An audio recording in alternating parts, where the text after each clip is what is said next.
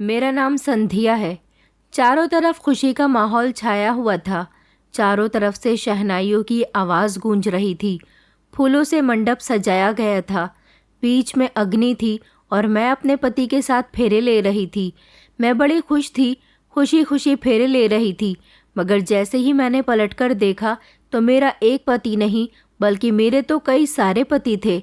इन सबको देखकर मेरे पैरों तले से ज़मीन निकल गई थी और अचानक मुझसे अपने पैरों पर खड़ा नहीं हुआ गया और मैं उस अग्नि में वहां गिरी जिसके पास पंडित जी बैठे मंत्र पढ़ रहे थे। जैसे ही मुझे आग ने अपनी चपेट में लिया, मेरी चीख निकल गई। मैं बहुत घबरा रही थी। तभी मुझे आवाज़ आने लगी कि क्या हुआ संध्या, क्या हुआ तुम्हें? अचानक झट से मेरी आँख खुली। मैंने चारों तरफ देखा तो मुझे समझ आया कि मैं सपना देख रही थी। मेरी जान में जान आई थी। मेरे बराबर में मेरे चाचा की बेटी सो रही थी जो मेरी शादी अटेंड करने के लिए आई हुई थी। मेरे चाचा की बेटी का नाम प्रियंका था। हम दोनों अच्छी दोस्तें थे। मैंने उसे अपने सपने के बारे में बताया तो वो ज़ोर ज़ोर से हंसने लगी। मैंने कहा, तुम मेरे ऊपर हंस क्यों रही हो? मुझे तो डर लग रहा है कि कहीं मेरा ये सपना सच ना हो जाए। प्रियंका कहने लगी कि तुम पागल हो गई हो। तुम्हारे पेरेंट्स ने तुम्हारे लिए एक ही लड़का सिलेक्ट किया है जिससे तुम्हारी शादी होगी। पता है तुम्हें ऐसा सपना क्यों आया है? मैंने बड़ी ध्यान से प्रियंका के चेहरे की तरफ देखा था। मैंने कहा, हाँ बताओ क्यों आया है? उसने ज़ोर ज़ोर से हंसकर कहा, तुम अगर सीरियल देखना छोड़ दो तो शायद तुम्हें ऐसे सपने ना आए। सारा सारा दिन तुम सीरियल देखती रहती हो। सीरियल्स की ही बातें तुम्हारे दिमाग में बैठ गई हैं और वही तुम्हें सपने में दिखाई दे रही हैं। मैंने प्रियंका से कहा कि अच्छा ऐसी बात है तो ठीक है, मैं शादी के बाद सीरियल्स नहीं देखा करूँगी। प्रियंका कहने लगी कि अच्छा कल तुम्हारी शादी है, अब सो जाओ। सुबह हम लोगों को बहुत सारे काम हैं, जल्दी भी उठना है। हम दोनों सोने के लिए बिस्तर पर लेट गए थे। प्रियंका तो लेटते ही सो गई थी मगर मुझे नींद नहीं आई थी। न जाने क्यों मुझे ये सपना बहुत परेशान कर रहा था। फिर मैंने सोचा कि मुझे इस बारे में ज़्यादा नहीं सोचना चाहिए और फिर अगला दिन निकल गया था। मैं बहुत खुश थी क्योंकि उस दिन मेरी शादी होने जा रही थी। मगर मेरे घर वाले बहुत उदास थे। आखिरकार उनकी लाडली और इकलौती बेटी विदा हो रही थी। वो नहीं चाहते थे कि उनकी बेटी उनसे जुदा हो, मगर ये तो दुनिया की रीत है। एक न एक दिन हर बेटी को विदा होकर अपनी ससुराल जाना ही है। मेरी शादी हमारे गांव के एक ऐसे परिवार में हो रही थी जो गांव के सबसे अमीर लोगों में से माने जाते थे। उनकी बहुत सारी हवेलियाँ थीं, बहुत सारी प्रॉपर्टी थी। मैं बहुत खूबसूरत थी। मुझे मेरे पति की माँ ने गांव की शादी में देखा था। उन्होंने मुझे वहाँ पर पसंद कर लिया था और जिस लड़के से मेरी शादी होने जा रही थी उसको भी मैंने उसी शादी में देखा था। वो लड़का मुझे वहाँ पर मौजूद सारे ही लड़कों में बहुत अच्छा लगा था क्योंकि उसको देखकर हम सारी लड़कियाँ बातें कर रही थी। मैं मन ही मन में सोच रही थी कि काश ये मेरे सपनों का शहजादा बन जाता और भगवान ने जल्द ही मेरी प्रार्थना सुन ली थी। अगले ही दिन इस लड़के की माँ, हमारे गांव की सबसे अमीर औरत, हमारे घर पर आई थी। ये वही औरत थी जो इसकी माँ थी। मगर ये हमारे घर क्यों आई थी? मैं इसी सोच में पड़ गई थी। लेकिन जब उन्होंने मेरी माँ से मेरे रिश्ते की बात की तो खुशी से चहक उठी थी। मैं तो फूली नहीं समा रही थी। लड़के की माँ का कहना था कि मुझे आपकी बेटी बहुत पसंद आई है। मेरे 5 बेटे हैं। मैं इसका रिश्ता अपने सबसे बड़े बेटे के लिए लाई हूँ। मुझे उम्मीद है आप इस रिश्ते से इनकार नहीं करोगी। मेरी माँ ने कहा था कि मेरे पति आ जाएंगे तो मैं आपको उनसे बात करके बता दूंगी। वो अपने लड़के का फ़ोटो देकर चली गई थी। उन्होंने कहा था कि उम्मीद है आपको हमारा बेटा ज़रूर पसंद आएगा। रात के टाइम पर मम्मी ने पापा से इस बारे में बात की और उनको इस रिश्ते के बारे में बताया तो पापा कहने लगे कि इनकी तो गांव में बहुत ज़मीन जायदाद है, ये तो बहुत अमीर लोग हैं। हमारी बेटी तो बहुत भाग्यशाली निकली जिसका रिश्ता इतनी बड़ी हवेली से आया है। पापा ने कहा कि इस रिश्ते के लिए तुम फ़ौरन ही हाँ कर देना और हम जल्द ही अपनी बेटी की शादी उनके बेटे के साथ कर देंगे। लेकिन इससे पहले मेरी बेटी की पसंद और उसकी मर्ज़ी पूछ लेना। मैं नहीं चाहता कि मेरी बेटी की शादी उसकी मर्ज़ी के खिलाफ हो। जैसा मेरी बेटी कहेगी वैसा ही होगा। आखिर संध्या हमारी इकलौती बेटी है। मैं उसको किसी तरह से निराश नहीं करना चाहता। मम्मी पापा तो बहुत खुश हो गए थे। जब मम्मी ने मुझे लड़के की फ़ोटो दिखाई तो मेरी खुशी के ठिकाने नहीं थे, क्योंकि ये वही लड़का था जिसको मैंने शादी में देखा था और जो मेरे दिल को छू गया था। ये लड़का मुझे बहुत पसंद था क्योंकि ये बहुत ही स्मार्ट था। मैंने इस रिश्ते के लिए फ़ौरन ही हाँ कर दी थी। इस तरह मेरा रिश्ता इस लड़के के साथ तय हो गया था। मेरी शादी 2 महीने के अंदर अंदर तय होना पाई थी। मेरी सास का कहना था कि मैं जल्द से जल्द संध्या को अपने घर की बहू बनाना चाहती हूँ, जल्द ही अपने घर में बहू लाकर रोशनी करना चाहती हूँ। और फिर फाइनली मेरी शादी का दिन भी आ गया था। हमारे सारे रिश्तेदार ही हमारे घर पर आए हुए थे। हमारे ज़्यादातर रिश्तेदार शहर में रहा करते थे। हम लोग गरीब थे, इसलिए हम इसी गांव में रहते थे, मगर फिर भी इतने गरीब नहीं थे।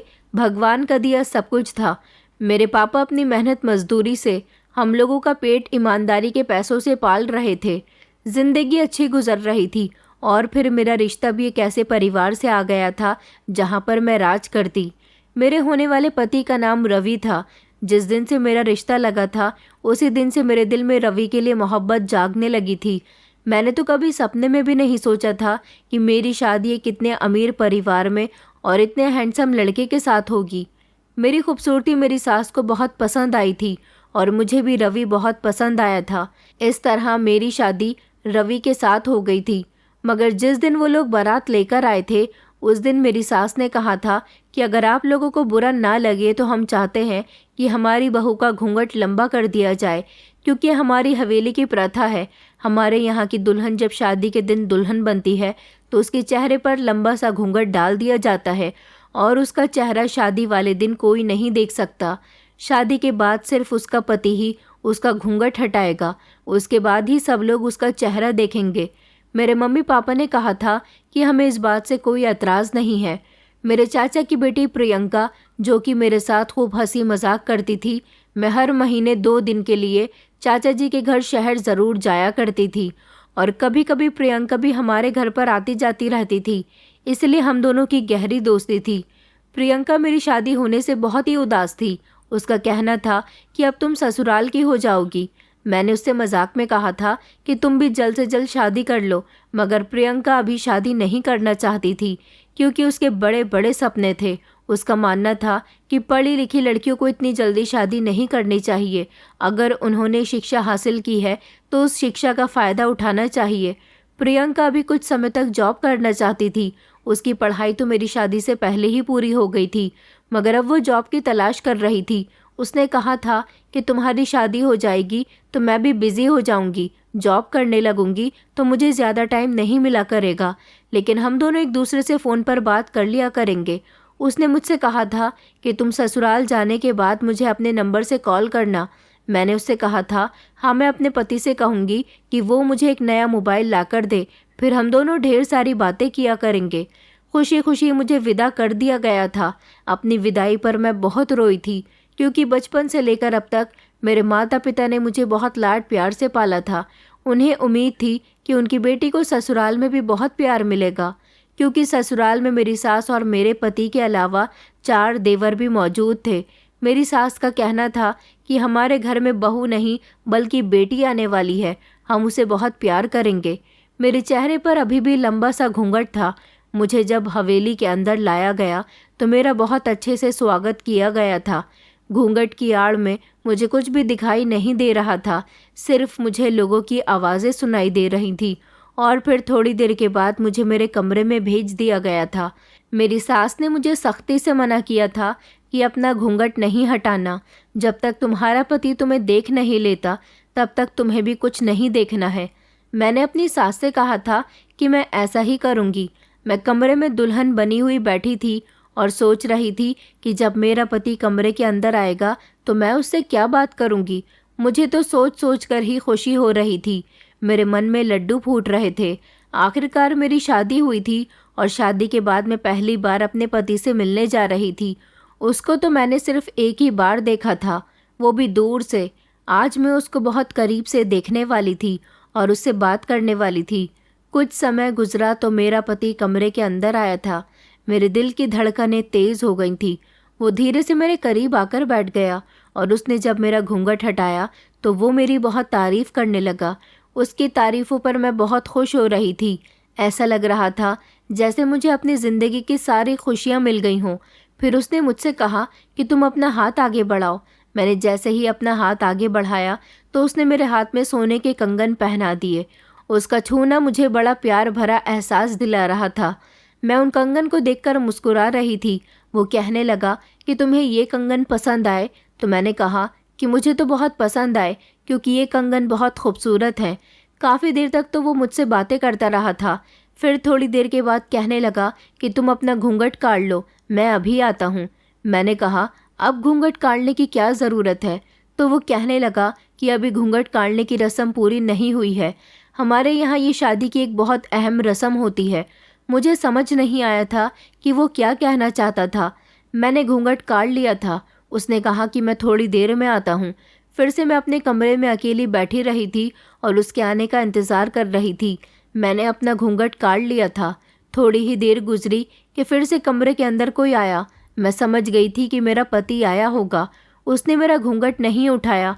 वो मेरे बराबर में बैठ गया और उसने मेरे दोनों हाथ पकड़े।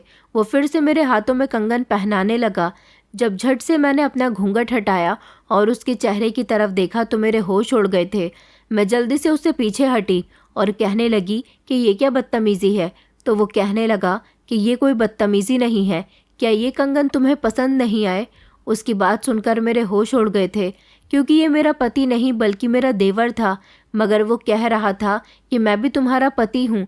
मैंने कहा आखिर ये किस तरह का मजाक हो रहा है? चलो मेरे कमरे से जाओ, मुझे तुम्हारे भैया का इंतज़ार है। वो कहने लगा तुम्हें शायद अभी पता नहीं है कि मैं भी तुम्हारा पति हूँ। मैंने कहा मैं अभी अपने पति को बुलाकर लाती हूँ। मैं बिस्तर से उतरकर दरवाजे की तरफ जाने वाली थी कि उसने मेरा हाथ पकड़ लिया और कहने लगा अरे तुम यकीन क्यों नहीं कर लेती कि मैं तुम्हारा पति हूँ? उसकी ऐसी बातें सुनकर मेरी आंखों में आंसू आ गए थे। वो मुझसे थोड़ी देर बातें करता रहा। मैं खामोशी से उसकी बातें सुनती रही, क्योंकि उसकी बातें सुनने के अलावा मेरे पास कोई दूसरा रास्ता नहीं था। मैं भी नई नवेली दुल्हन थी और किसी तरह का हंगामा नहीं करना चाहती थी। थोड़ी देर तक वो मेरे कमरे में रहा और उसके बाद फिर तीसरे नंबर वाला भाई आया।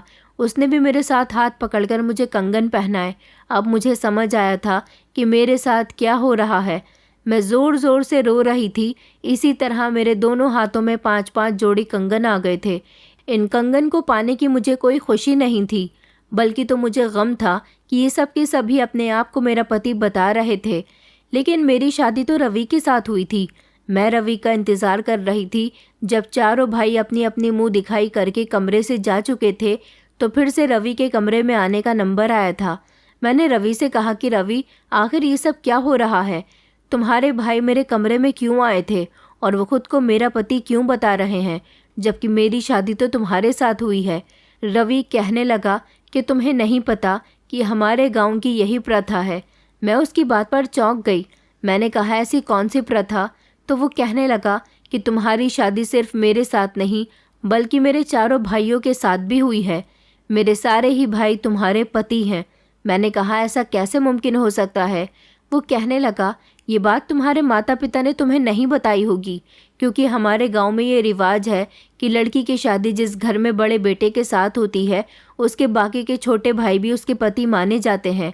मैंने कहा मगर मैंने तो ऐसी किसी प्रथा के बारे में नहीं सुना।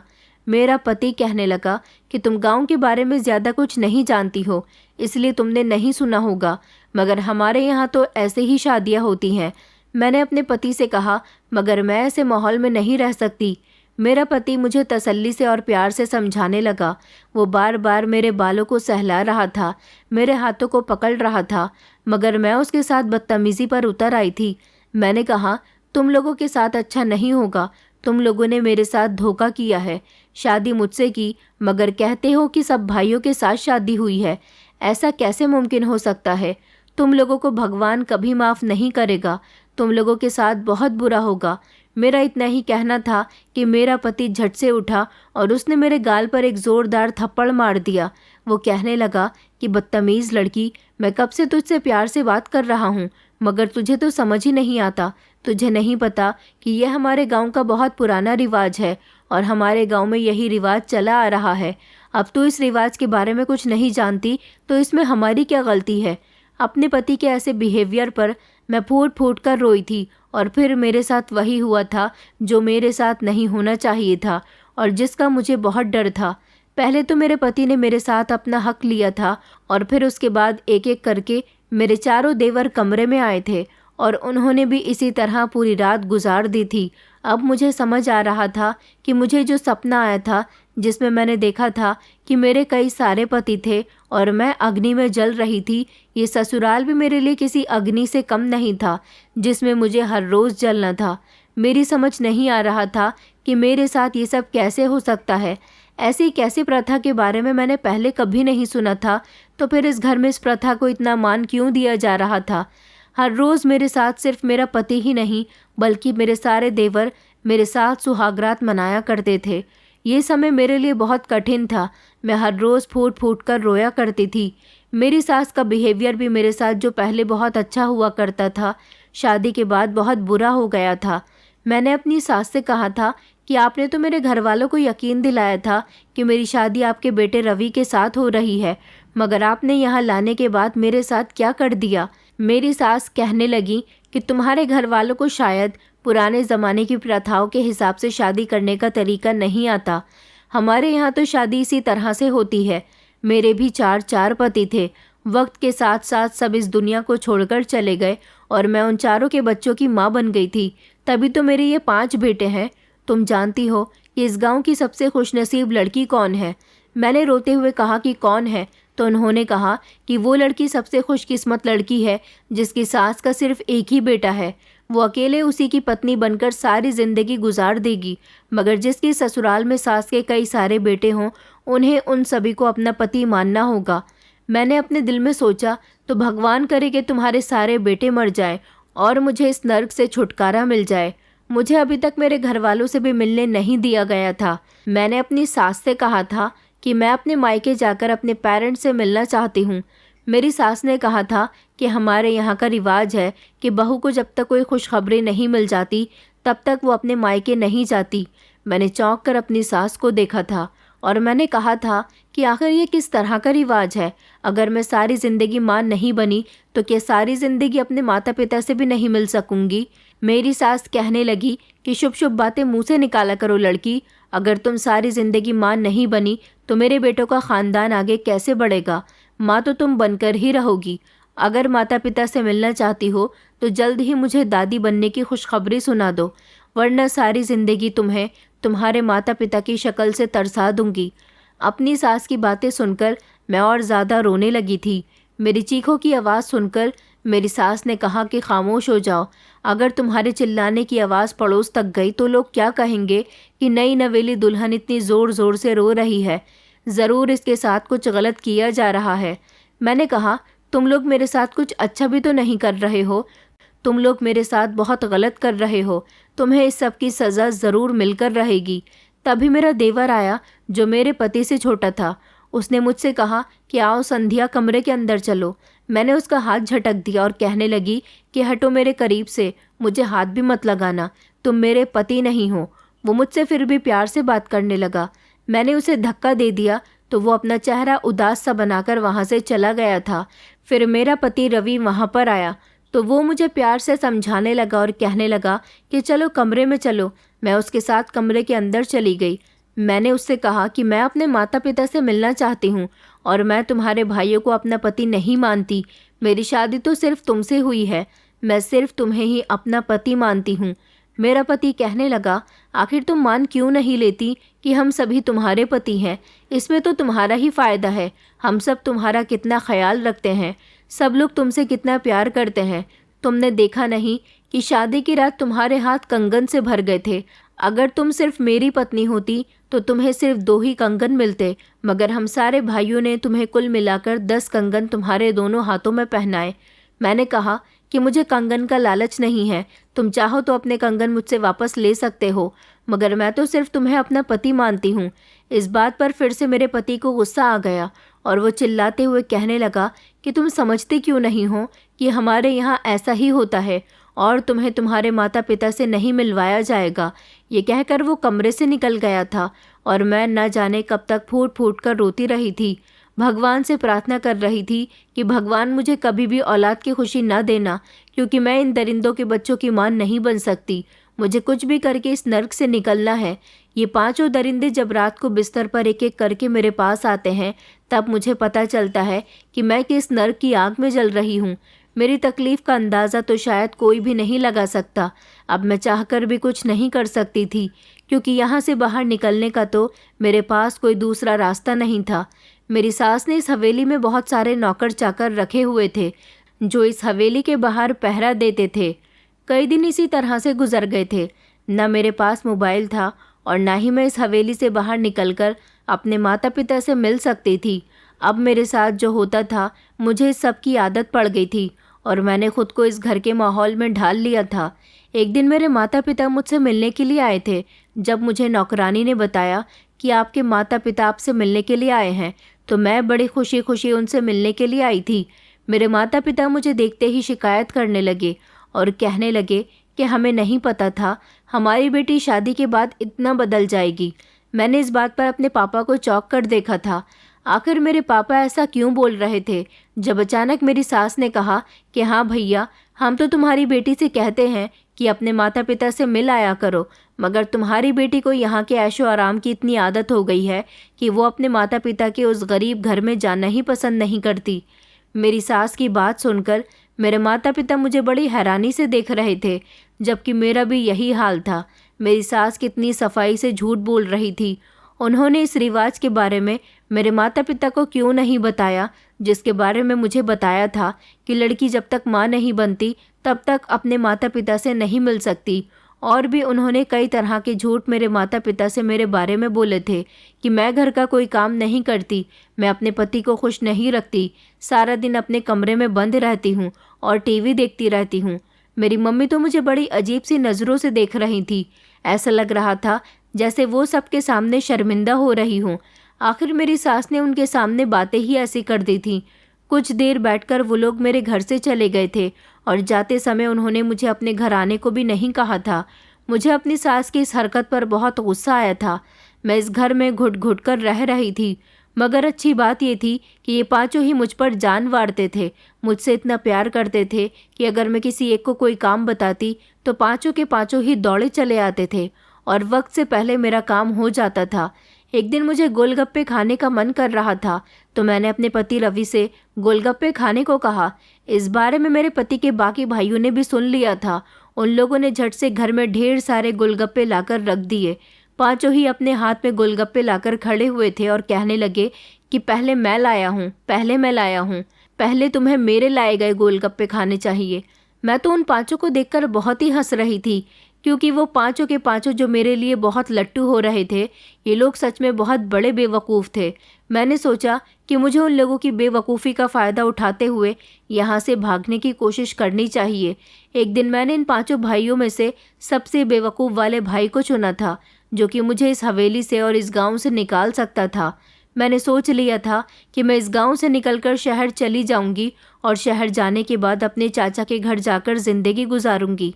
मैंने अपने सबसे छोटे वाले देवर से बात की और उससे कहा कि मुझे शहर घूमने के लिए जाना है, क्या तुम मुझे शहर लेकर चलोगे?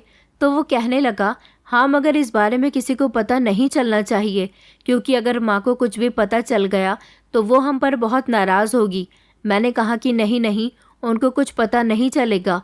मेरी सास जब अपने कमरे में सो रही थी, तब मेरा देवर मुझे अपने साथ शहर घुमाने के लिए ले गया था। उसने मुझसे कहा था कि हम लोग सुबह जाएंगे और शाम तक वापस आ जाएंगे। मैं उसके साथ एक बड़े से शॉपिंग मॉल में मौजूद थी, जहाँ पर वो मुझे शॉपिंग कराने के लिए लेकर आया था।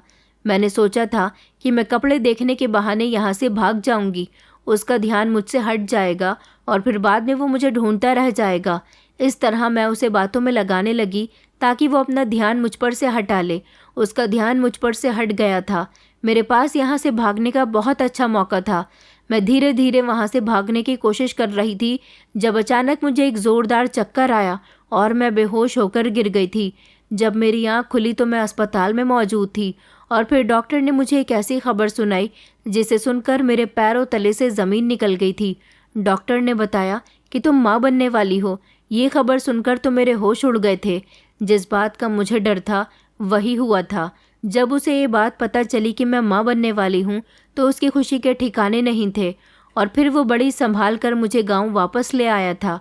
हवेली में मेरी सास को ये बात पता चल चुकी थी कि मेरा देवर और मैं शहर घूमकर आ रहे हैं और उसने ये बात भी बता दी थी कि मैं माँ बनने वाली हूँ। यही वजह थी कि मेरी सास ने शहर घूमने वाली बात पर गुस्सा नहीं किया था और जब उन्हें बच्चे की खबर पता चली तो उनकी खुशी के ठिकाने नहीं रहे। वो सब कुछ भूल गईं और उन्होंने पूरी हवेली में मिठाइयाँ बंटवाई थी। ये खबर मेरे मायके में भी पहुँचा दी गई थी, मगर मेरे मायके से मुझसे कोई भी मिलने के लिए नहीं आया था। मैंने अपनी सास से कहा था कि अब तो मुझे मेरे मायके जाने दो। मेरी सास कहने लगी कि नहीं, अभी तुम अपने मायके नहीं जा सकती। जब तक बच्चा जन्म नहीं लेता तब तक तुम इस हवेली से एक कदम भी बाहर नहीं निकालोगी। मैंने कहा, आखिर ये कौन से रिवाज हैं जो आप मेरे साथ अपना रही हो। मेरी सास कहने लगी कि तुम्हें ज़्यादा गुस्सा नहीं करना चाहिए, अभी तुम्हारी हालत ठीक नहीं है, तुम घर में ही रहो और आराम करो। मैं फिर से अपने कमरे में जाकर फूट फूट कर रोई थी कि मेरी किस्मत में आखिर क्या होना लिखा है। मैं जितना यहाँ से भागने की कोशिश करती हूँ उतना ही यहाँ पर फंस कर रह जाती हूँ और अब तो मेरे पास यहाँ से निकलने का कोई दूसरा रास्ता नहीं था। अब मैं बहुत बड़ी मुश्किल में फंस गई थी। मैंने चाहा भी था कि मैं अपनी जान ले लूँ, मगर फिर मुझे इस बच्चे का ख्याल आया कि इस मासूम की क्या गलती है, क्योंकि मेरी जान के साथ साथ इसकी जान भी चली जाएगी। लेकिन फिर सोचने वाली बात ये थी कि आखिर ये बच्चा किसका, मेरे पति का या मेरे 4 देवरों का? ये तो मैं भी नहीं जानती थी। मेरी समझ नहीं आ रहा था कि मैं क्या करूं। मैं एक बहुत बड़ी उलझन का शिकार हो रही थी। अब तो मेरे सारे दिन और रात रोते रोते गुजर जाते थे। मेरी सास कहती थी कि ऐसी हालत में क्या मनहूसियत फैला रखी है, बस हमेशा रोना धोना ही करती रहती हो। इतनी ही देर में रवि आ गया और कहने लगा कि क्या हो रहा है यहाँ पर। तो मेरी सास कहने लगी कि तुम्हारी पत्नी माँ बनने वाली है और बस जब से ये खबर सुनी है रोना धोना किए जा रही है। इस तरह इसके बच्चे की सेहत पर बुरा असर हो सकता है। मैंने कहा, मैं इस बच्चे को जन्म नहीं दूंगी, भले ही अपनी जान ले लूँगी। मेरा पति कहने लगा, ना तो मैं तुम्हें मरने दूंगा और ना ही इस बच्चे को कुछ होने दूंगा। तुम कोशिश भी मत करना अपनी जान लेने की, वरना सोच लेना तुम्हारे साथ क्या होगा। अपने पति की ऐसी बातों पर मुझे खामोश होना पड़ गया था। घर में बहुत खुशियाँ मनाई जा रही थी। पांचों ही ये सोच सोच कर खुश हो रहे थे कि ये बच्चा किसका है, लेकिन सबसे ज़्यादा खुशी मेरी सास को थी। कई दिन तो इसी तरह से गुजर गए थे। मेरी हालत अब दिन ब दिन बिगड़ती जा रही थी, क्योंकि ना तो मुझे कुछ खाना पीना अच्छा लगता था और ना ही मुझे किसी से बात करना अच्छा लगता था। सारा दिन मैं कमरे में अकेली बंद रहती थी। जब से मेरी प्रेगनेंसी के बारे में सबको पता चला था, कोई भी मेरे करीब नहीं आता था, क्योंकि इस बच्चे के आने की खबर से सब लोग बहुत खुश थे। मुझे अपने घर वालों की याद आ रही थी। न मैं उनसे मिल सकती थी, न उनमें से कोई मुझसे मिलने के लिए आ रहा था। कई बार मैंने अपनी सास को अपनी मम्मी से फ़ोन पर बात करते हुए सुना था।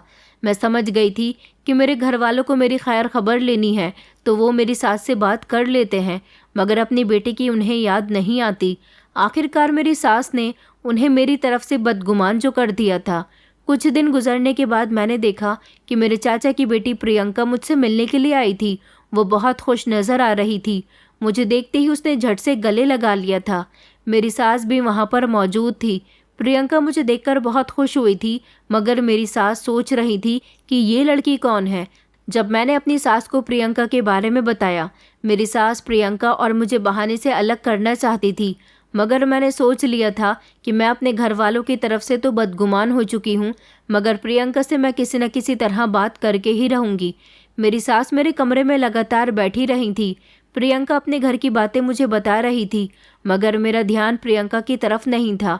प्रियंका ने बताया कि मैं तुमसे मिलने के लिए काफ़ी टाइम से तरस रही हूँ।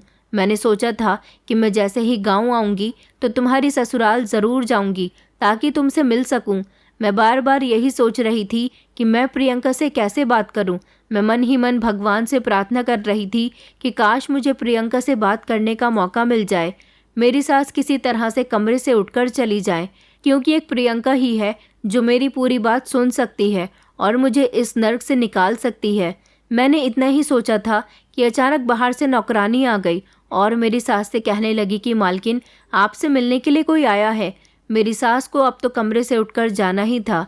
ऐसा करना उनकी बहुत बड़ी मजबूरी बन गया था, क्योंकि उनके बहुत ख़ास रिश्तेदार आए हुए थे। मेरी सास उठकर चली गई थी और मुझे प्रियंका से बात करने का एक बहुत अच्छा मौका मिल गया था। मैंने प्रियंका से कहा कि प्रियंका, मैं यहाँ बिल्कुल भी खुश नहीं हूँ। प्रियंका मेरी बात सुनकर अचानक घबरा गई और कहने लगी, क्यों, क्या हुआ है? फिर मैंने प्रियंका को जब अपने बारे में सब कुछ बताया तो प्रियंका के होश उड़ गए थे। वो कहने लगी, तुम इतने समय से ये सब कुछ कैसे बर्दाश्त कर रही हो? तुम्हें तो पहले ही यहाँ से भाग जाना चाहिए। फिर मैंने उसे बताया कि मैंने यहाँ से भागने की बहुत कोशिश की थी और मैं यहाँ से भागने ही वाली थी कि मुझे खबर मिली कि मैं माँ बनने वाली हूँ। अब मैं चाहकर भी यहाँ से नहीं भाग सकती और मैं ये भी नहीं जानती कि इन पांचों में से कौन इस बच्चे का पिता है। प्रियंका कहने लगी कि संध्या, तुम्हारे साथ तो सच में बहुत बुरा हो रहा है। तुम फिक्र मत करो, मैं तुम्हें किसी भी तरह से बचाकर ही रहूँगी। मैंने प्रियंका के आगे हाथ जोड़े और उससे कहा कि प्रियंका, मेरी सास ने मेरे माता पिता को भी मेरी तरफ से भड़का दिया है। प्लीज़ तुम सब कुछ ठीक कर दो। प्रियंका कहने लगी, ये लोग रस्म व रिवाज को कहकर तुम्हें बेवकूफ़ बना रहे हैं। असल बात क्या है, ये बात बहुत जल्द पता चल जाएगी। तुम फिक्र मत करो। अचानक मेरे कमरे में मेरी सास आ गई थी और हम दोनों खामोश हो गए थे। प्रियंका को अपने दिल का हाल बताकर मुझे बहुत सुकून मिला था। मुझे उम्मीद थी कि प्रियंका मुझे ज़रूर बचा लेगी। प्रियंका का आना यहाँ पर मेरे लिए किसी चमत्कार से कम नहीं था। इसी तरह कई दिन गुजर गए थे। प्रियंका अपने शहर वापस चली गई थी क्योंकि प्रियंका के पास एक बहुत ही इम्पॉर्टेंट कॉल आ गई थी। अचानक मेरे चाचा जी की बहुत तबीयत ख़राब हो गई थी और प्रियंका वहाँ पर बिज़ी हो गई थी। इस दौरान उसे मेरी मदद करने का मौका नहीं मिला और मैं अपने ससुराल में अभी भी सड़ रही थी। यहाँ पर मेरा एक एक पल बड़ी मुश्किल से गुजर रहा था। कई महीने इसी तरह से गुजर गए थे और फिर मेरी डिलीवरी का टाइम भी आ गया था।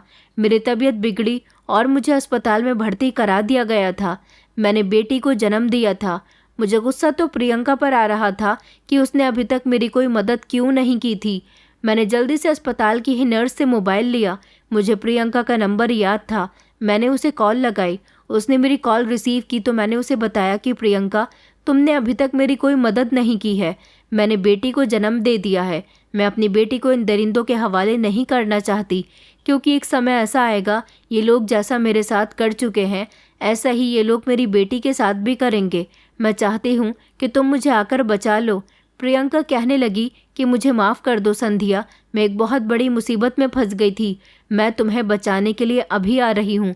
तुम फिक्र मत करो, मैं सब कुछ ठीक कर दूँगी। मुझे अभी भी प्रियंका से बहुत उम्मीद थी कि वो आएगी।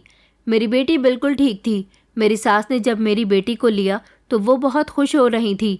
थोड़ा ही समय गुजरा था कि प्रियंका पुलिस को लेकर अस्पताल में आ गई थी। पुलिस के साथ वहाँ पर महिला पुलिस भी मौजूद थी। प्रियंका की पुलिस स्टेशन में काफ़ी अच्छी जान पहचान थी। मेरी खुशी के ठिकाने नहीं थे, क्योंकि प्रियंका मेरी मदद करने के लिए आ गई थी। पुलिस को मेरे बयान की ज़रूरत थी। मैंने पुलिस को सब कुछ बता दिया था। पुलिस को अस्पताल में देखकर मेरे ससुराल वालों के होश उड़ गए थे, क्योंकि ये पुलिस शहर से आई थी। मैंने उन लोगों को जब बताया कि इन लोगों ने मेरे साथ क्या क्या किया है, तो मेरी सास और मेरे पति सहित चारों देवरों को भी अरेस्ट कर लिया गया था। पुलिस वालों ने मेरी सास से कहा था कि एक औरत होते हुए तुम्हें शर्म नहीं आती, दूसरी औरत के साथ ऐसा करते हुए हम तुम्हारे गांव की इस प्रथा को बदलकर ही रहेंगे। तुम्हारे गांव में जो लोग लड़कियों की शादियां अपने सभी सारे बेटों के साथ करवाते हैं, उन सभी के खिलाफ मुकदमा दर्ज किया जाएगा। उन सभी को अरेस्ट किया जाएगा। उन सभी को सज़ा मिलेगी और तुम लोगों को भी बहुत कड़ी सज़ा मिलेगी, क्योंकि ये लड़की अपना बयान दे चुकी है।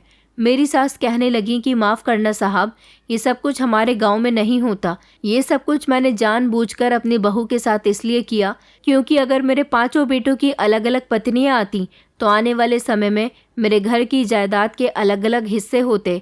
जब तक मुट्ठी बंद रहती है तब तक उसमें ताकत रहती है, लेकिन जैसे ही मुट्ठी खुल जाती है तो पांचों उंगलियां एक दूसरे से अलग हो जाती हैं। मैं भी नहीं चाहती थी कि मेरी जायदाद के हिस्से बंटवारे हों या फिर मेरे बच्चे अलग हो जाएं। उन सभी को एक रखने के लिए मैंने इस लड़की से यही कहा कि तुम्हारी शादी मेरे पांचों बेटों के साथ हुई है, और मेरे बेटों ने भी वही किया जैसा मैंने उन्हें समझाया था। मैं इस लड़की से यही कहती रही कि हमारे गांव का यही रिवाज है। हमारे गांव का ये रिवाज कई सालों पुराना था। मैंने ये सब कुछ सिर्फ अपने बेटों को और अपनी जायदाद को एक रखने के लिए ही किया था। पुलिस इंस्पेक्टर ने मेरी सास को ढेर सारी बातें सुनाई थी। उन्हें अरेस्ट कर लिया गया था। मेरी सास ने अपना जुर्म अपने मुंह से एक्सेप्ट कर लिया था। मेरे मम्मी पापा भी आ गए थे। जब उन्हें भी मेरी सास की हकीकत मालूम हुई तो उन लोगों ने भी पुलिस से कहा था कि इस औरत को कड़ी से कड़ी सज़ा मिलनी चाहिए। मेरे घर वालों ने भी मुझसे अपने बिहेवियर की माफ़ी मांग ली थी। मैं प्रियंका की बहुत एहसानमंद रही कि उसने एक दोस्त और बहन होने का हक निभा दिया था। उसने मुझे इन दरिंदों से बचाया था। मेरी सास और मेरे चारों देवर मुझे बहुत प्यार करते थे। इस सब की खातिर मैंने उन लोगों को कानून से तो बचा लिया था, मगर पुलिस ने उनसे सख्ती से मना किया हुआ था कि कभी भी ऐसा किसी की बेटी के साथ इस गांव में नहीं होना चाहिए। अगर किसी ने भी दोबारा ऐसी गलती करने की कोशिश की तो उसे कड़ी से कड़ी सज़ा दी जाएगी। पुलिस की ऐसी धमकी सुनकर गांव के सारे ही लोग डर गए थे, जबकि मेरी सास भी, जिनको सज़ा मिलने वाली थी, वो मेरी वजह से अपने बेटों सहित बच गई थी। मगर मैंने अपने पति से कहा था कि अगर तुम्हें मेरे साथ ज़िंदगी गुजारनी है तो तुम्हें मुझे यहाँ से लेकर जाना होगा। मेरे हिसाब से तुम्हें ज़िंदगी गुजारनी होगी, वरना मुझे डिवोर्स देकर खुद से अलग कर दो। मैं अपनी बेटी के साथ खुश रहूँगी। मुझे तुम्हारी कोई ज़रूरत नहीं है। मैं तुम्हारे घर वालों के साथ ज़िंदगी नहीं गुजार सकती। मैं अपनी बेटी को ऐसे हाल में नहीं पालना चाहती जहाँ पर उसके 5-5 पिता हों। मेरा पति कहने लगा कि मुझे माफ़ कर दो। मैंने वही किया जैसा मुझे मेरी माँ ने करने के लिए कहा था, मगर मैं अब सब कुछ ठीक कर दूंगा। प्लीज़ मुझे माफ़ कर दो। लेकिन ना जाने क्यों मेरा मन इस बच्चे को एक्सेप्ट करने को नहीं कर रहा था। मैंने जब ये बात प्रियंका को बताई तो प्रियंका कहने लगी कि इस बच्चे का एक बार मेडिकल करा लेते हैं कि ये बच्चा किसका है। मैं भगवान से प्रार्थना कर रही थी कि अब वो मुझ पर और कोई जुल्म ना करे। काश ये बच्चा मेरा पति और रवि का ही हो, क्योंकि मैं इस बच्चे की जान तो नहीं ले सकती थी। अगर ये बच्चा मेरे किसी देवर का हुआ तो ना जाने क्या होगा। मेडिकल कराने पर पता चला था कि ये बच्चा मेरा और रवि का ही है। तब मेरी जान में जान आई थी और मेरे पति ने मुझसे मेरे पैरों में गिरकर माफ़ी मांगी थी। मेरी सास और मेरे देवर भी मुझसे माफ़ी मांग चुके थे। मेरी शर्त मेरे पति ने एक्सेप्ट कर ली थी। मेरे कहने पर उसने अपने पूरे परिवार को छोड़ दिया था और फिर वो मुझे लेकर शहर आ गया था। हम लोग यहाँ पर एक नई ज़िंदगी बसर कर रहे हैं। मेरे पति ने अपनी माँ और अपने भाइयों से सारे संबंध ख़त्म कर दिए और ना ही कभी मेरा पति गांव जाता है, क्योंकि मैं अपनी बेटी को उस गांव और उस गांव की यादों से दूर रखना चाहती हूँ। अब सब कुछ ठीक हो गया। मेरी ज़िंदगी अपनी बेटी और अपने पति के साथ अच्छी गुजर रही है। शहर में रहकर मेरे पति की सोच भी शहर जैसी हो गई है। वो बहुत समझदार हो गया है। दोस्तों, उम्मीद करती हूँ आपको हमारी कहानी पसंद आई होगी। कहानी पसंद आई है तो वीडियो को लाइक करें, चैनल पर नए हैं तो चैनल को सब्सक्राइब करें और हाँ, नोटिफिकेशन बेल को ज़रूर दबाएं ताकि अगली अपडेट सबसे पहले आपको मिले।